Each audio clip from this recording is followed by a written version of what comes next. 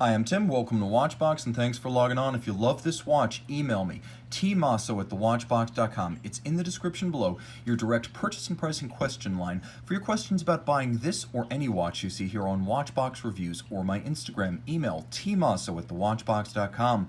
Launched in 2016, this is the Ressence Type 3N, N for Night Blue, which this dial is. A timepiece that built on the 2015 modification of the 2013 Type 3, the modification being the arrival of a oil temperature gauge.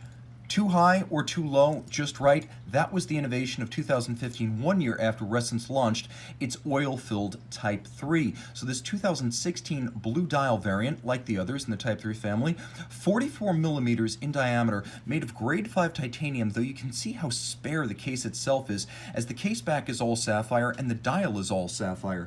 Now the timepiece measures 15.5 millimeters thick and 53 millimeters from lug to lug across the wrist, though it wears considerably more compact than that. You can see on my 16 centimeter circumference wrist, it wears like a 41 or a 42, and I was actually shocked when I measured the timepiece and it was almost a 44 round. But make no mistake, because of the shape and the minimalist downturned lugs, this watch does not wear like a 44. Wear with confidence on a wrist as small as 14 centimeters circumference.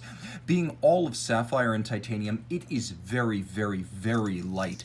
And the strap itself is a Ressence factory piece. As you can see, it is a dark slate gray or slate blue. It's somewhere between gray and blue with a smooth finish, a bonded profile, so it features a binding stitch at its ends, though in profile you can see the layers of leather and they are bonded together. A lovely orange contrast to match the details of the dial, and a Ressence grade 5 titanium pin buckle, which you can see is nicely counterweighted. It's like a clevis buckle, and it even features a little recess in the buckle for the pin, and the pin, as you can see, features the Ressence hand logo at its top. Attention to detail runneth over. Grade 5 titanium, highly scratch resistant, lighter than steel and harder to scratch, with the sapphire effectively covering all your bases, as the entire caseback and nearly the entire top of the watch is sapphire. Now the sapphire covers a dial that is filled with 37.5 milliliters of oil, and because the refractive index of the oil and the sapphire is almost identical, you can read the watch from any angle without distortion or refractive effects. The dial is dark blue, glossy and beautiful, and it's a day date. It's a regulator and a day date. Here you can see the day of the week indication, so because it moves clockwise, and the two shaded arcs are obviously Saturday and Sunday, Monday, Tuesday, Wednesday, and so we're looking at the little arc in the middle of Wednesday. It is the 30th. We're reading at the index down at 6 o'clock, the date, so that's the day, that's the date.